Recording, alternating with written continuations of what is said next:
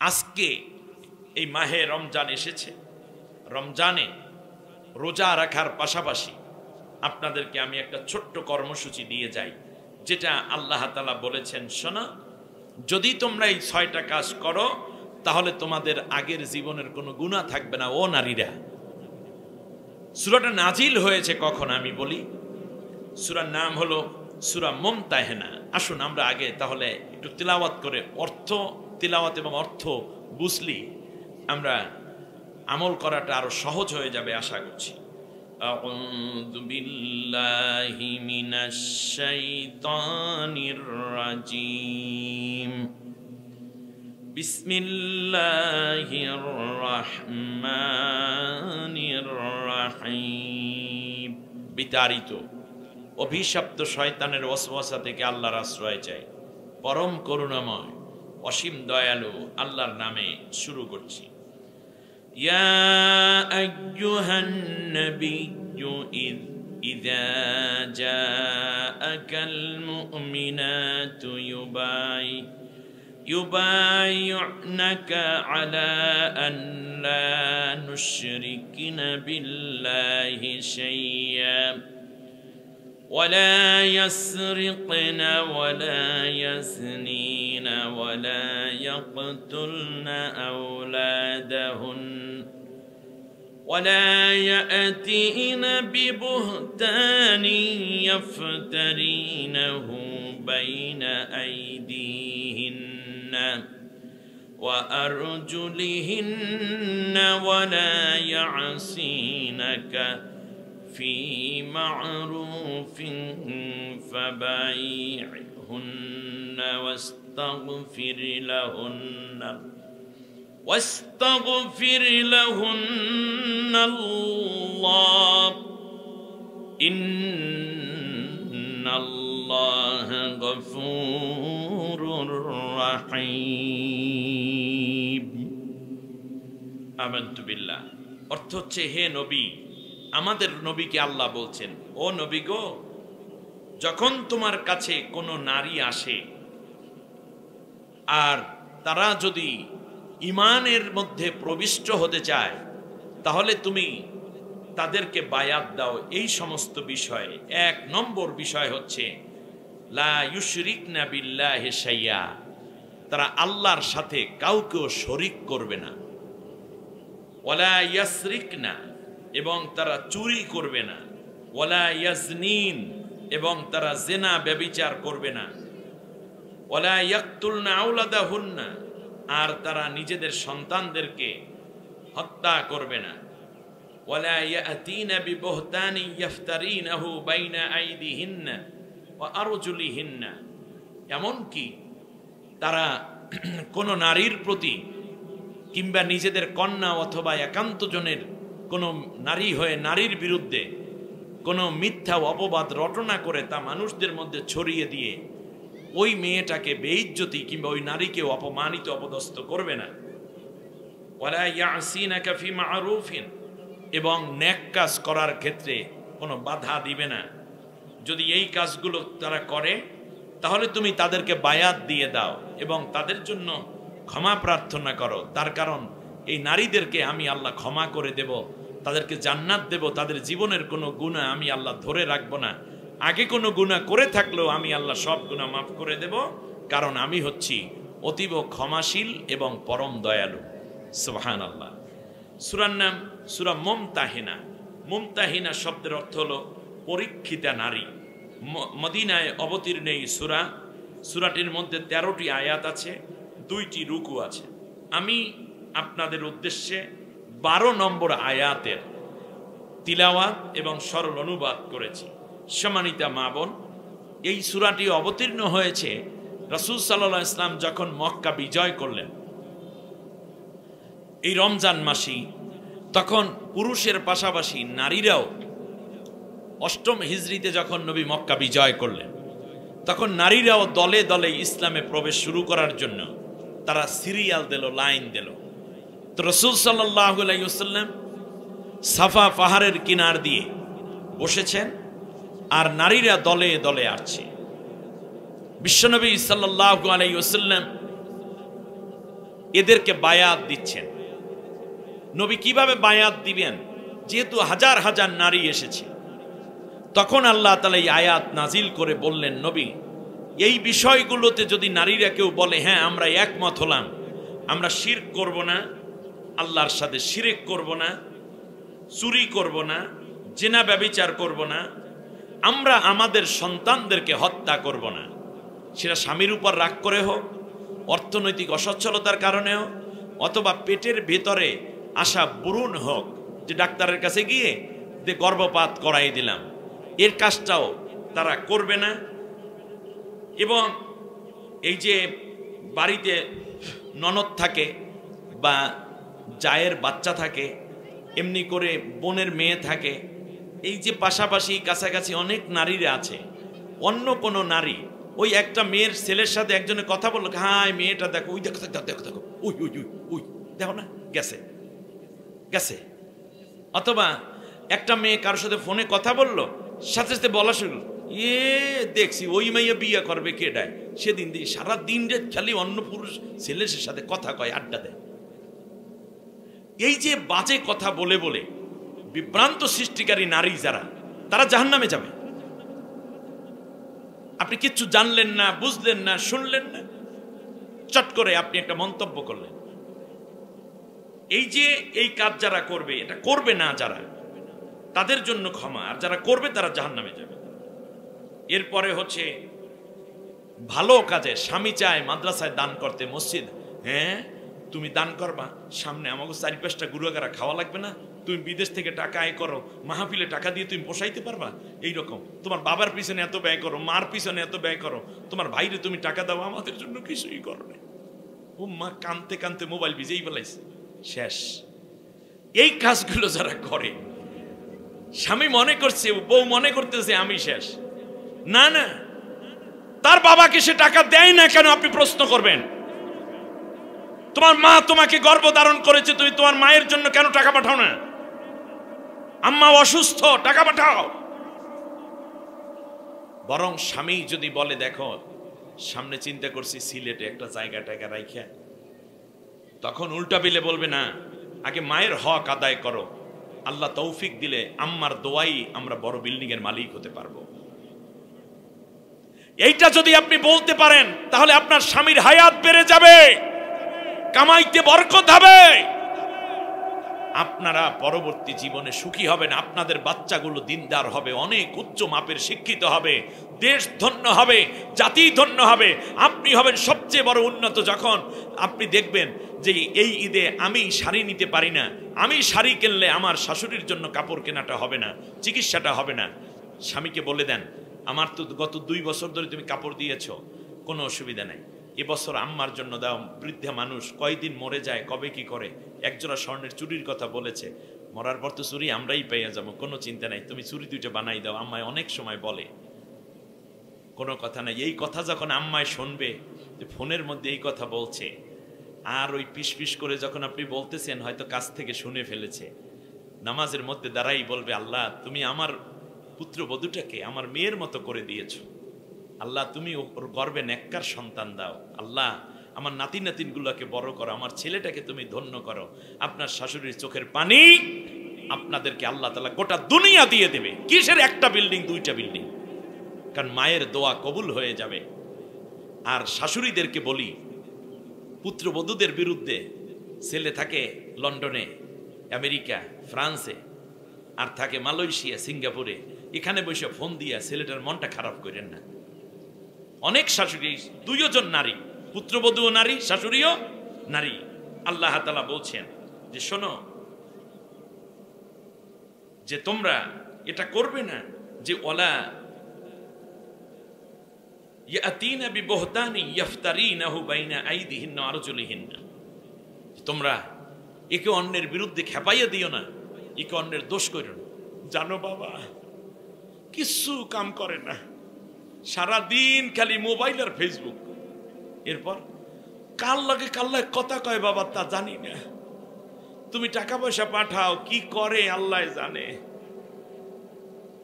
এই বাচ্চা সারা দিন কান্দাকে একটু দুধও খাওয়ায় না বাবা। ছেলেটা চিন্তা করে, আরে আমার মা বলতেছে এই কথা, আমার বউটা এত খারাপ হয়ে গেল, ওখানে মোবাইল গরম করে ফেলাইছে। হ্যালো, কি করো? তুমি এত রাগ করলা কেন? রাগ করবো পরে, আগে বইলা না করস কি? ওরে বাবা রে, মোবাইল ফাটাই ফেলাইতেছে আমেরিকা থেকে, লন্ডন থেকে। আরে হয়েছে কি বলো? হইবে কি? দৌড় তোর বাবের বাড়ি, 1 তালাক 2 তালাক 3 তালাকে লাল কাট, মোবাইলের মধ্যে ঠাস। মা, আপনি এতটুকু ধৈর্য না ধরার কারণে আপনার ছেলে উত্তেজিত হলো। এখানে আপনার বুদ্ধিমত্তার পরিচয় দিতেই হবে। আর আমি একটা অনুরোধ করি, বিয়া কইরা কেউ কোনোদিন বাবার বাড়ি বউ রেখে যাইবেন না, আপনার মায়ের কাছে রেখে যাবেন। অনেক গুনাহ থেকে আপনার বউ বেঁচে যাওয়ার সুযোগ পাবে। আপনার বউয়ের নিরাপত্তা আপনার শাশুড়ির কাছে নাই, বিয়ের পরে আপনার মায়ের কাছে।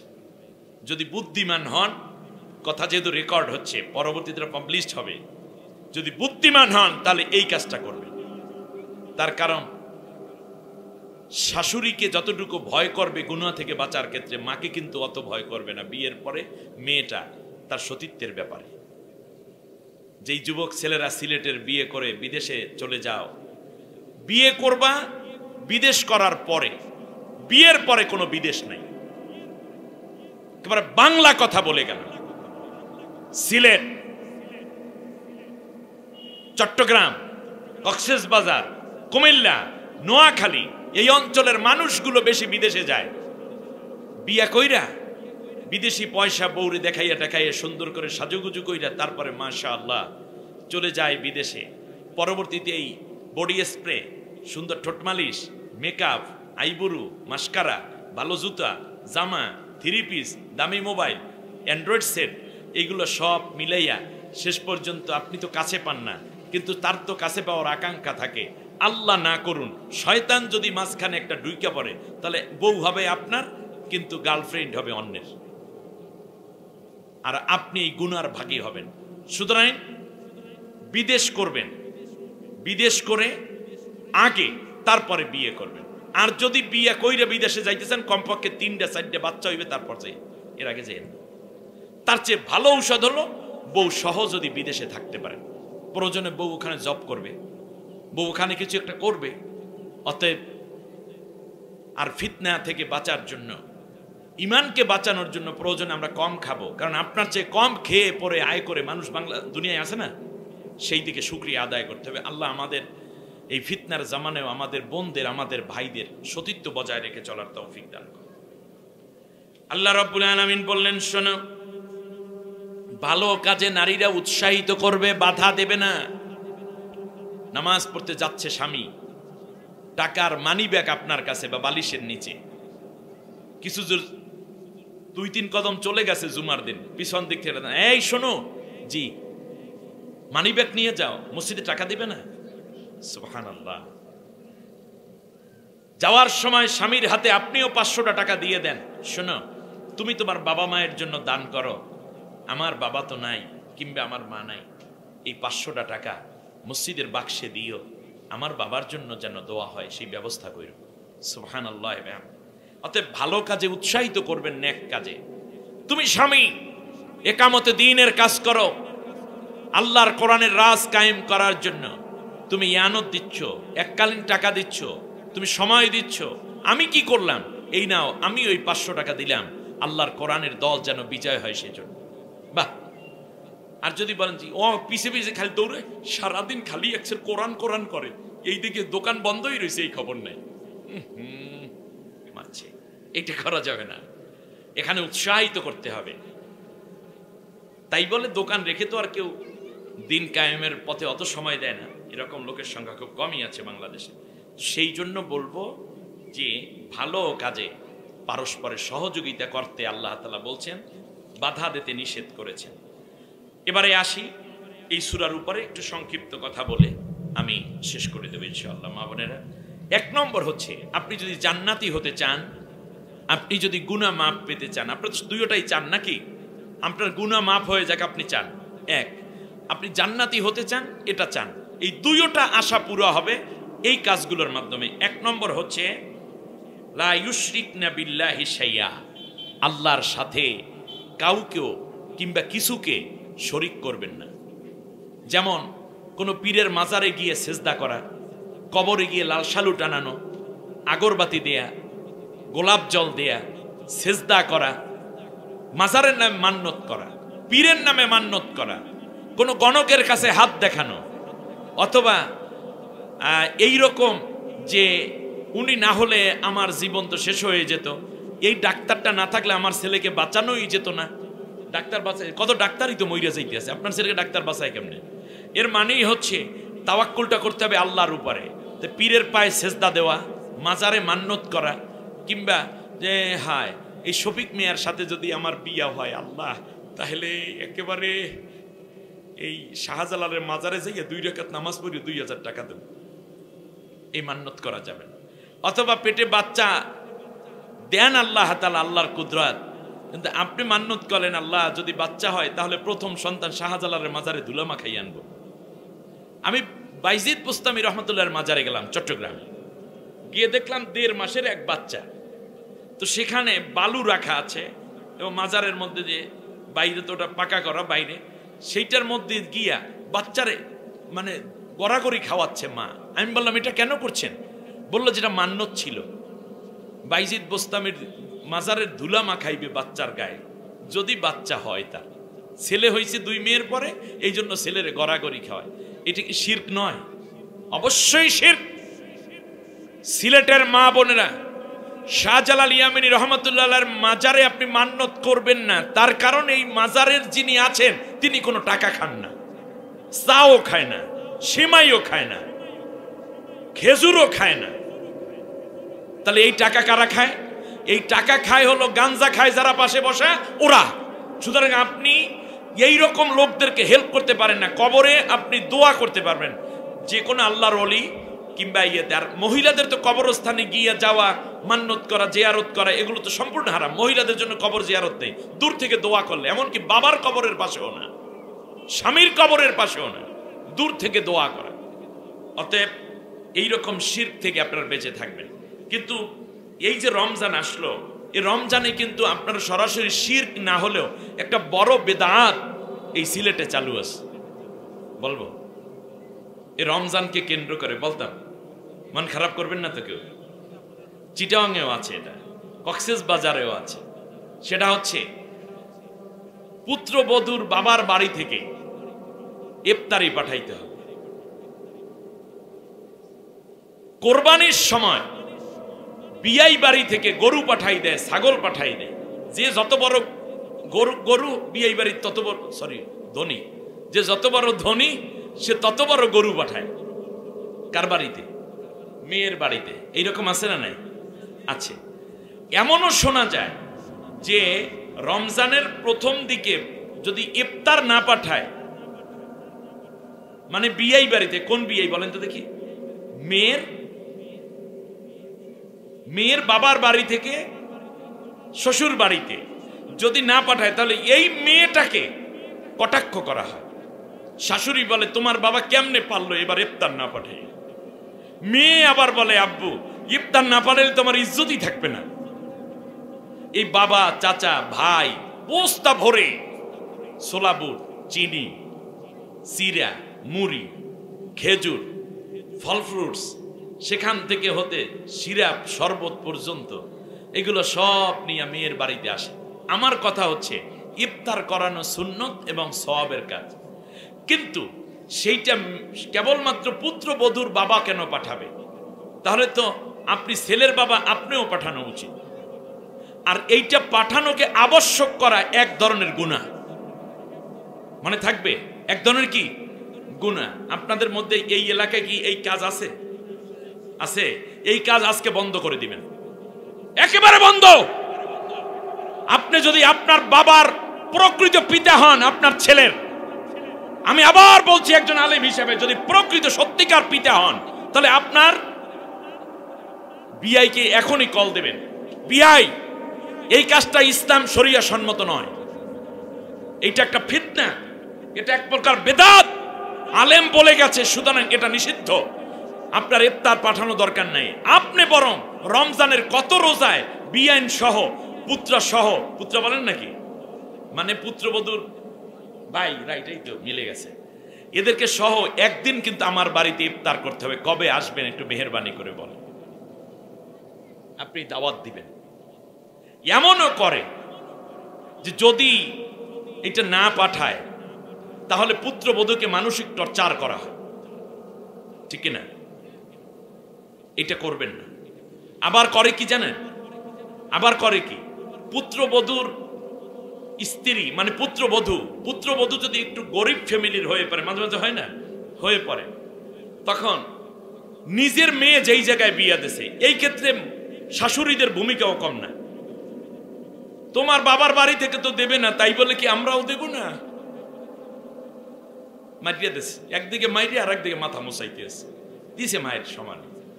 তোমার বাবায় না দিয়া পারে, আমরা কি না দিয়া পারি?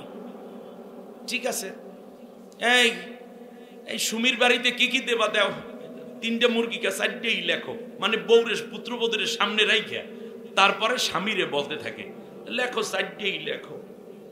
একটা খাসিও দেওয়া দরকার, ওটা কোরবানিতে দিয়ে দেবো আনে।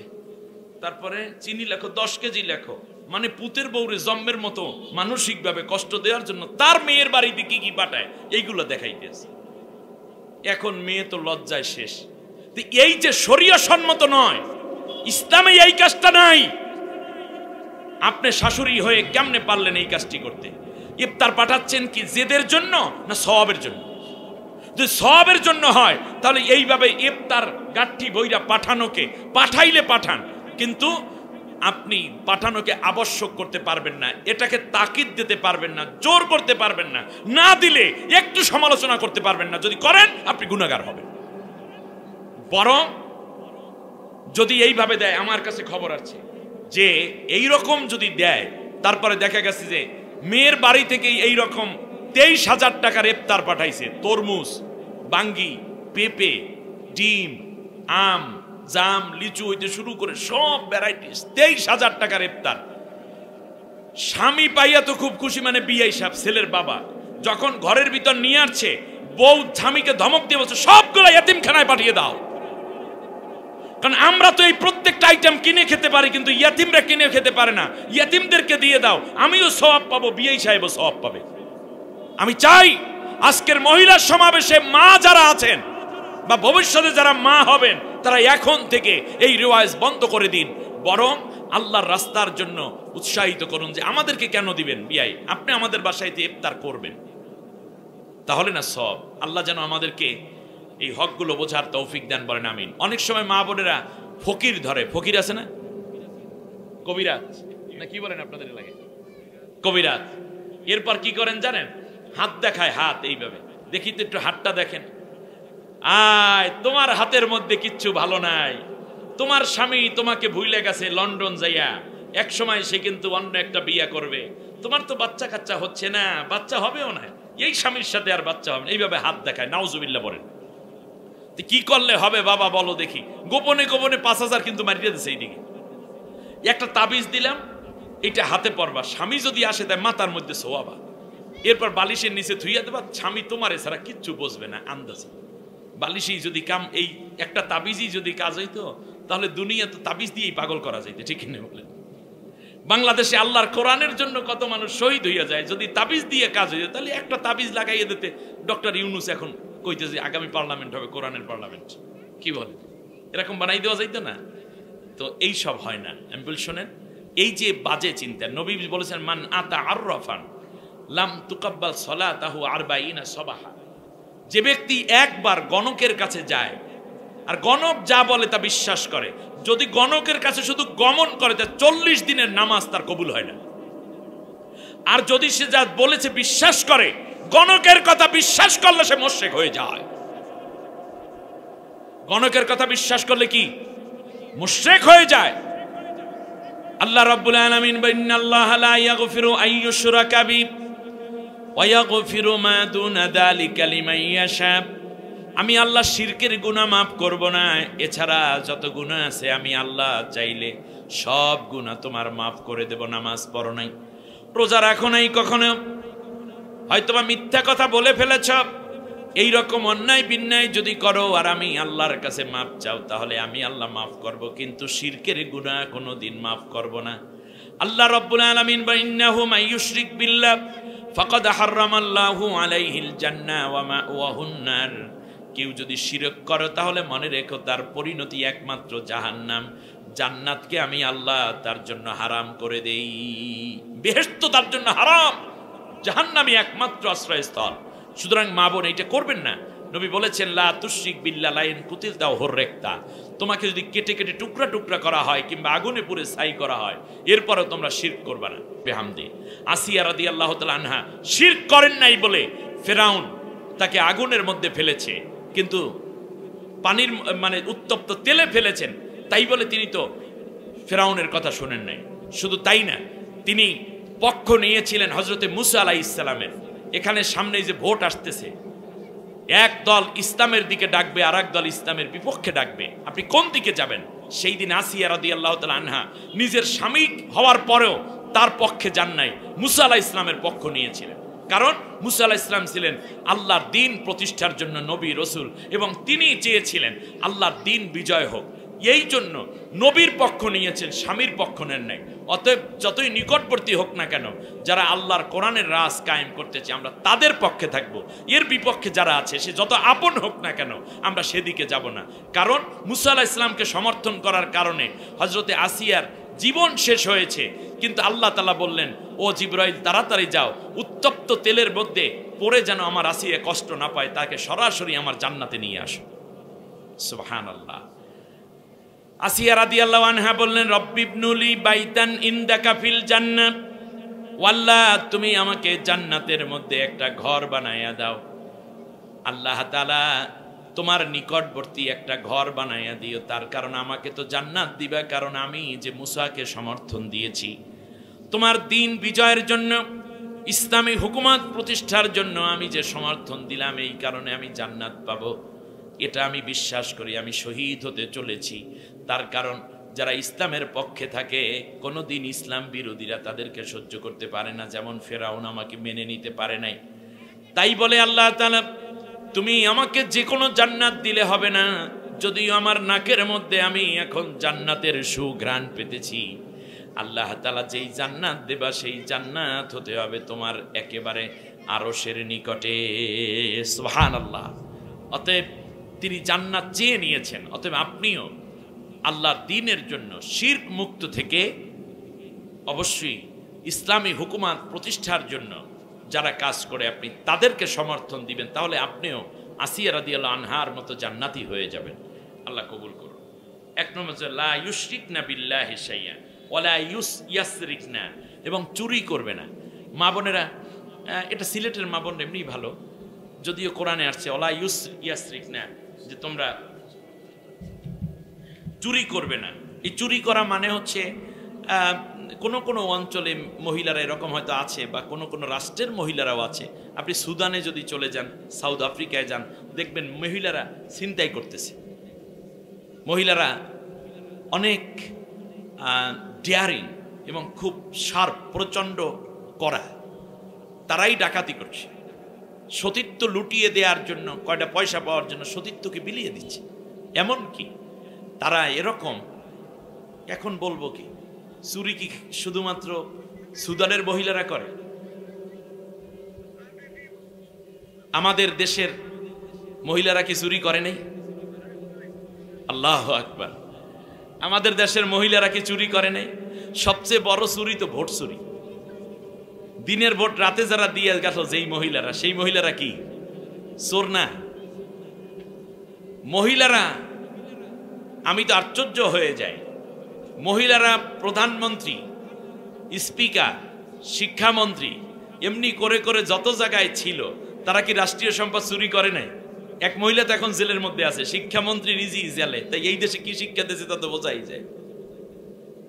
হ্যাঁ, শুধুমাত্র আমরা সুদানের এক মহিলা হয়তোবা 1000 টাকার একটা তেলের কন্টেনার চুরি করলো, সেই জন্য চোর বলি। লজ্জা লাগে আমার দেশে বহু মহিলা আছে যারা টিওনো, ডিসি, এসপি, তারাও জনগণের টাকা দুর্নীতি করে চুরি করতেছে। দুর্নীতি এক প্রকার চুরি নয়? আল্লাহু আকবার। যেই রাষ্ট্রে নারীও চুরি করে, পুরুষও চুরি করে, এমপিও চুরি করে, মহিলা এমপিও চুরি করে, যেই স্বামী চুরি করে, নেতা অন্যের সম্পদ লুণ্ঠন করে আসলো, রাষ্ট্রীয় সম্পদ চুরি করলো, আর বউ সেই চুরি কইরা সেই চোরা টাকা দিয়ে শাড়ি কিনলো, গহনা কিনলো, এইটাই আবার গায়ে মাথার কাপড় বালাইয়ে অন্যরে দেখাইলো। কিন্তু দুইও যা চোর আর সুন্নিতে ভরা। আস্তাগফিরুল্লাহিল আযীম। সুতরাং আজ আমার একটি ঘটনা মনে পড়েছে। হযরতে ফাতেমা রাদিয়াল্লাহু তাআলা আনহা আলী রাদিয়াল্লাহু তাআলা আনহুকে বাজার করতে 10 দিরহাম দিয়েছেন। এই 10 দিরহামের বাজার নিয়ে যখন ঢুকলেন, তখন ভিক্ষুকরা এসে মদিনার বাজারে বলল, আলী আমাদেরকে কিছু সাহায্য করেন। তো একজনকে যখন 1 দিরহাম দিয়েছে, ভিক্ষুকের একটা অভ্যাস আছে, কিন্তু যদি একজনকে দেখে দিয়েছে, দেখবেন সব ভিক্ষুক ওনার কাছে এসে হাজির, দেন আমারে, দেন আমারে, দেন, প্রশংসা করতেছে, আলী আপনি সেরে, আলী আলী আপনি আসাদুল্লাহ, আলী আপনি হাসান হোসাইনের বাবা, আপনি নবীর জামাতা, আমার দিবেন না তাই কি করবেন? নবী কত দান করে, আপনি দিবেন না? পাম্পট্টি দিয়ে সব টাকা নিয়ে গেছে, 10 দিরহাম শেষ। আলী রাদিয়াল্লাহু তাআলা আনহু ঘুরতেছেন, হঠাৎ করে দেখলেন এক লোক, একটা মোবাইলগুলো সব বন্ধ করা যায় না, এক লোক একটা উট হাতে চলে আসছে আলীর সামনে, বলল, আলী তুমি আমার উটটা বিক্রি করে দাও। উটের দাম 1000 দিরহাম, এর বাইরে যা হবে সব তোমার। এটা কিন্তু জায়েজ, এই কনটাকে বিক্রি করা। আলী রাদিয়াল্লাহু তাআলা আনহু চিন্তা করলেন, যাকে একটু ব্যবসার মতো করি। উটের রশিটা ধরে একটু সামনে যাওয়ার পর একজন এসে বলে, আলী উট বিক্রি করবা নাকি? বললে, হ্যাঁ করব। বলে, কত টাকা? বললো, সে 1100 দিরহাম দেব, একদম বিক্রি করবা? বললো যে হ্যাঁ দেব। আলী রাদিয়াল্লাহু আনহুর কত টাকা লাভ হলো এখানে? 100 দিরহাম, রাইট। এই 100 দিরহাম, তার কারণ আল্লাহ কোরআনে বলেছেন, মান জা আবিল হাসানাতি ফালাউ আশরু আমসালিহা। কেউ যদি 1 নিয়ে আসে, আমি তার 10 দেই, তাই 10-এ কত দেবে? 100, 10 গুণ। বাজার করার কথা ছিল মনে করেন 10 টাকা, সেই বাজার হয়ে গেছে 100 টাকা, 10 গুণ বাজার বেশি হয়েছে না? গোস্ত যেখানে কেনার কথা ছিল 1 কেজি, সেখানে কিনছে 4 কেজি। মাছ কেনার কথা ছিল 1 হালি, কিনছে 5 হালি সেই সময় টাকা দিয়ে। চিনি কেনার কথা ছিল 2 কেজি, কিনছে 8 কেজি। কিনে টিনে সব নিয়ে একসাথে বাজারের থেকে নিয়ে বড় এক ঝাঁকি বাজার নিয়ে আয়েশা হযরতে ফাতেমাকে ডাক দিলেন, ফাতেমা তাড়াতাড়ি আসো, বাজার নিয়ে আসছি, ধরো। 10 টাকার বাজার, আমার স্বামী আলী এত বড় বীর, আমার ধরা লাগে কিনা জানি, ভিতরে আইসে বড়। বললো যে না আসো, একটু বাইরে আসছে, দেখে চারিপাশে কেউ নাই, কারণ পর্দা বসি দেয় তো অবশ্যই 100% তারা পালন করতেন। দেখতেছি বিশাল বোঝা, বলছে এই বোঝা তো আমার বাসায় আসার কথা না। 10 টাকার বাজার এত বেশি, কোথায় টাকা পেয়েছো? আমি এই বোঝা ধরবো না। সুবহানাল্লাহ, কারণ হালাল না হারাম আমি তো জানি না, তুমি এত টাকার বাজার কোথায় পেয়েছো? বললো যে না ধরো। বললো যে এই বাজার আমি ধরে নিচে রাখতে পারি, কিন্তু আমার ঘরে ওঠাবো না যতক্ষণ না নবীজি আমার বাবা বলেন তোমার এই বাজার পুরো হালাল, সেই বিষয়ে তিনি আমাকে অবহিত না করেন। নবীজি সাল্লাল্লাহু আলাইহি ওয়াসাল্লামকে আনা হলো, আলী চলে গেলেন, নবীর কাছে গিয়ে বললেন, একটু আসেন আমার ঘরে তাড়াতাড়ি, পেঁয়াজ লাগিয়ে গেছে পুরা। তারপরে নবীজি আসলেন, বলল, ফাতেমা তুমি এটা ঘরের ভিতর নিয়ে যাও। বোঝাটা নিয়ে গেল স্বামী স্ত্রী দুইজন।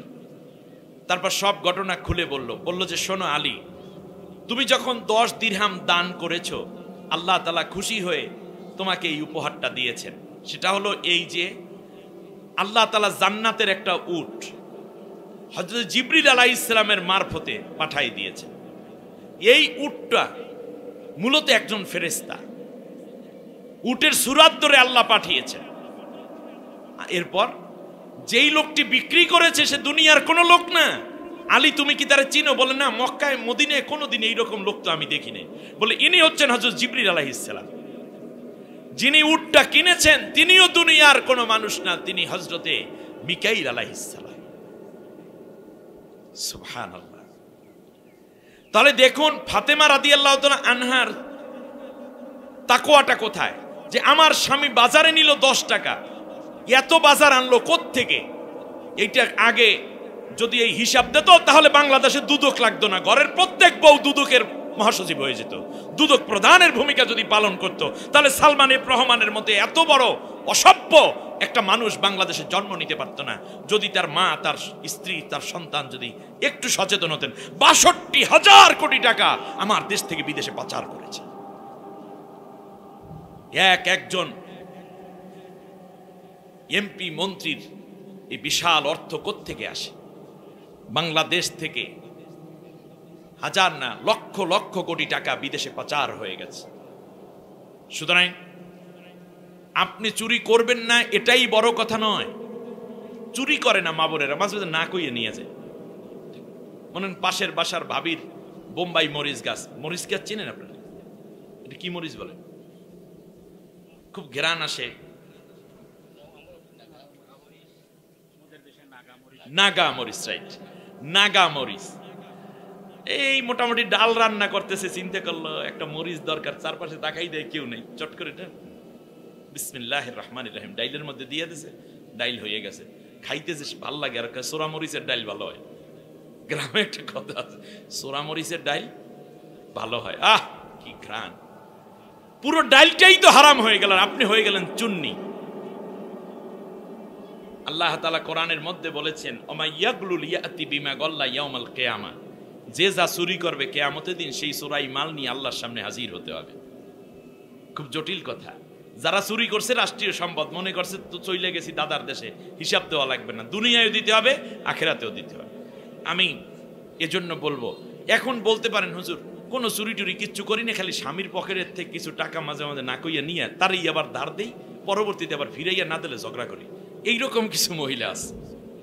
স্বামীর পকেটের টাকা নেওয়ার দরকার নাই, নিলে কিন্তু এটা আপনি বলে নিতে হবে, অথবা বলে যদি নাও নেন আরেকটা অপশন আমি বলে দিই, নেওয়ার পরে হইলেও বলতে হবে। কিন্তু স্বামীর পকেটের টাকা নিয়ে আপনার মামাকে দিবেন, মামা তো ভাইয়ের পরীক্ষা, এই দিলাম তোরে ৩,০০০ টাকা, একটা ভালো পাঞ্জাবি কিনে যাইস পরীক্ষা দিতে, খালাতো বুইনকে দিয়ে দিলেন এখান থেকে ১০,০০০, কিংবা নিজের ভাইকে দিয়ে দিলেন ৫০,০০০ স্বামীর পকেটের টাকা, অথবা বাবার চিকিৎসার জন্য পাঠালেন ২০,০০০। এইটা করা হারাম, এইটা করা যাবে না। কারণ আপনি আপনার স্বামীর সম্পদের আমানতদার।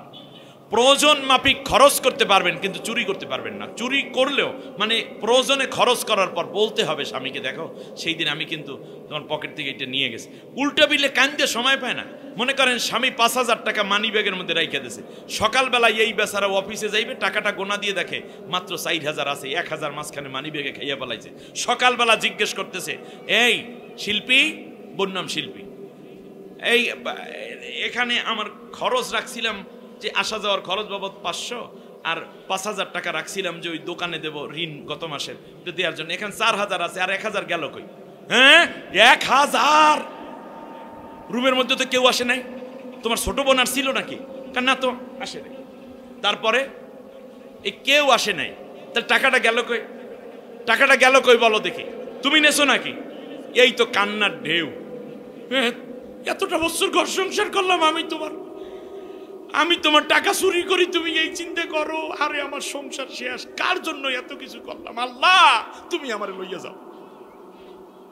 এই কায়দার ২-১জন মহিলা সিলেটে নাই, আছে। স্বামী কয় দোয়াও চাই, মাপও চাই, আমার টাকাও যায়নি, চুরিও করো নাই, তোমার মতো ভালো বউ আর নেই। এইরকম প্যাঁচ লাগাই না মানুষ আছে না? স্বামী দিয়েছে তাকে অলংকার, আঙ্গুলের একটা আংটি বানাই দিয়েছে, বেড়াইতে যাই আংটি হারাই ফেলাইছে। ৩ মাস পর জিজ্ঞাসা, এই তোমার আংটিটা কোথায়? কোনটা? আরো তো আংটি আছে, ওই যে গোলাপ ফুলের মতো ডিজাইন করে। হায় হায়, এত বলতে নেই, ওই যে রাখছি মনে নেই, দেখে বালিশের নিচে ডয়ার টয়ার সব কিছু আনতাছি। এই আংটি দিয়ে আসছে হইলো তার খালাতো বইনের, রাখছিলাম তো এই জায়গায়, কিন্তু এখন তো নাই। কিছু মায়েরা আছে আবার মেয়েদেরকে এই দুর্বুদ্ধি শিখাইয়া দেয়, মারিয়ে খাবি, কোনো চিন্তা আছে? জামাই বিদেশে চাকরি করে, ডলার ডলার। এই চুরি করা হারাম। একটি সংসারে স্ত্রী যখন আমানতহীন হয়, সেই স্ত্রী শুধু জাহান্নামী হয় না, বরং সংসারটা ধ্বংস হয়ে যায়। মা বোন, তুমি এই কাজ করবে না। মা বাবার পাল্লায় পরেও, বাবা বাড়ির পাল্লায় পরেও কোনোদিন স্বামীর সংসার চুরি করবে না। দ্বিতীয়, তাহলে চুরি করা যাবে না। ওলা ইয়াজনিন, জেনা করা যাবে না। স্বামী ব্যতীত বিবাহের আগে কিংবা বিবাহের পরে স্বামী ব্যতীত অন্য কারোর সাথে দৈহিক সম্পর্ক গঠন করা, এটাই হচ্ছে জেনা। এইটা করবেন না। যারা জেনা করে তারা জাহান্নামী। তাদের গর্ভে কোনোদিন মেধাবী সন্তান হবে না, তাদের গর্ভে কোনোদিন নেককার সন্তান হবে না। আপনার ইহকাল পরকাল সব শেষ। আর পরকিয়া করলে তো ইসলামী রাষ্ট্র হলে পরকিয়া যারা করে তাদেরকে কোমর পর্যন্ত গেলে মাথার বস্তু ঘুরাইয়ে দেওয়া হতো। আর যদি তারা অবিবাহিত হতো তাহলে 100টা করে দোররা দেওয়া হতো। সুতরাং এত বড় ভয়াবহ অপরাধ, মৃত্যুদণ্ড আসতে পারে, সেই রকম অপরাধের নাম জেনা। সুতরাং আপনার মোবাইলে আপনি অন্য কারোর সাথে চ্যাটিং করা, ফ্যাটিং করা কিংবা মেসেজিং করা, এগুলো সব বাদ দিয়ে দেন। যত ভালোবাসা, যত প্রেম, সব স্বামীর সাথে, কাছে হোক কিংবা দূরে থাক। মা, একটা কথা বলি, তোমার বোনকে, ভাবিকে, মাকে, চাচিকে শুনুন, মা হিসাবে আপনার দোয়া কবুল হবে। আপনার ছেলে মনে করেন অসুস্থ, আপনি দোয়া করবেন, আল্লাহ তুমি আমার ছেলেটাকে সুস্থ করে দাও। কিন্তু আপনি যদি আগে জিনা করেন তাহলে আপনার দোয়া কবুল হবে না। আপনার স্বামী অ্যাক্সিডেন্ট করেছে, আপনি দোয়া করতেছেন আল্লাহ আমার স্বামীটাকে সুস্থ করে দাও। আপনি যদি সতী নারী না হন আপনার দোয়া কবুল হবে না। অতএব নিজেকে সংবরণ করুন, সতীত্ব হেফাজত করুন। নবী বলেছেন, যে ব্যক্তি 2টা জিনিসের জামিনদার আমার কাছে হবে, আমি তার জন্য বেহেশতের জামিনদার হব। 1 নম্বর হচ্ছে তার 2 চোয়ালের মাঝখানে যা আছে, মানে জিব্বা, মাইয়াজমিনুলি মা বাইনা রিজলাইহি ওয়া লিহিয়াহি আজমিনুলাহুল জান্নাহ।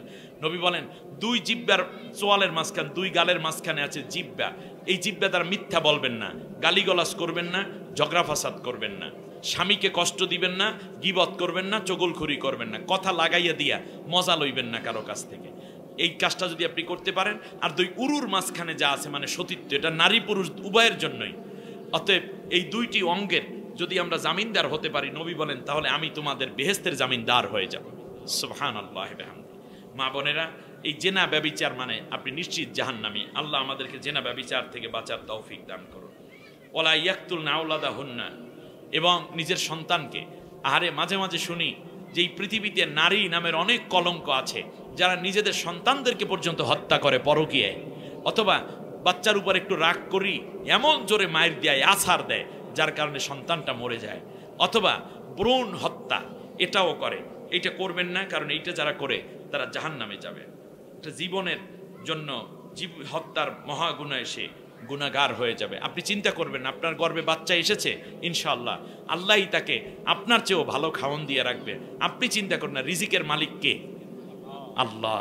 অতএব আপনাকে খাওয়াচ্ছে, আপনার বাবা মাকে খাওয়াইছে, আপনার স্বামীকে খাওয়ায়, আপনাকেও খাওয়াবেন সেই আল্লাহ। কোন দিক থেকে রিজিক আসবে আপনি চিন্তা করবেন না।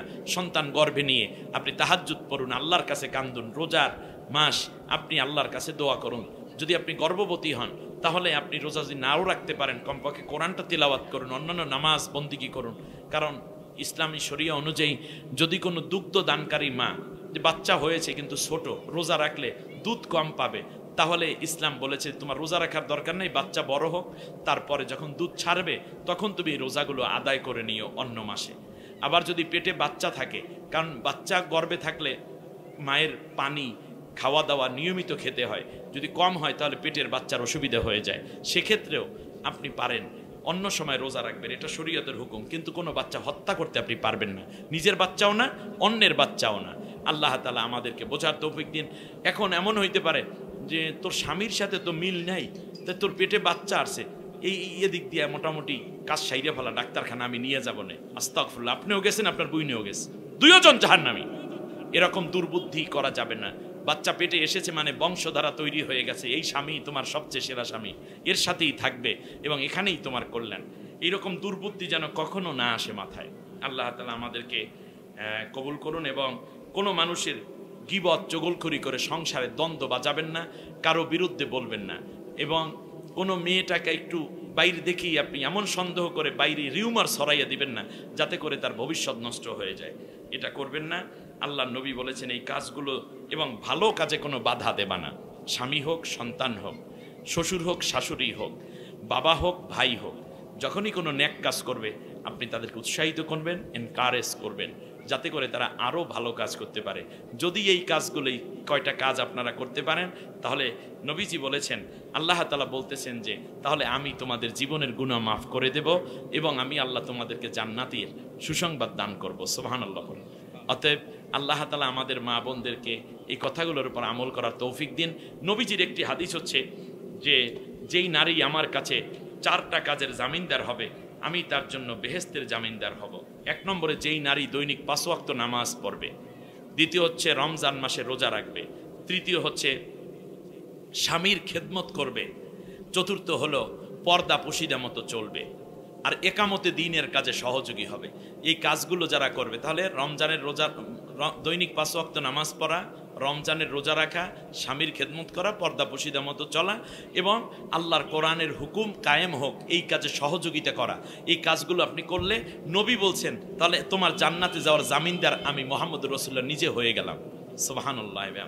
মা বোনেরা, আশা করি এই কাজগুলো আপনারা করবেন এবং যে খারাপগুলো থেকে আল্লাহ তাআলা বাঁচার কথা বলেছেন আমাদেরকে, শিরক করব না, এরপর আমরা জিনা ব্যভিচার করব না, এরপরে সন্তান হত্যা করব না, চুরি করব না, সে আল্লাহ তাআলার পথে আমরা নেক কাজে বাধা দেব না এবং কোনো মানুষের বিরুদ্ধে কুৎসা রটনা করে তা প্রকাশ করব না।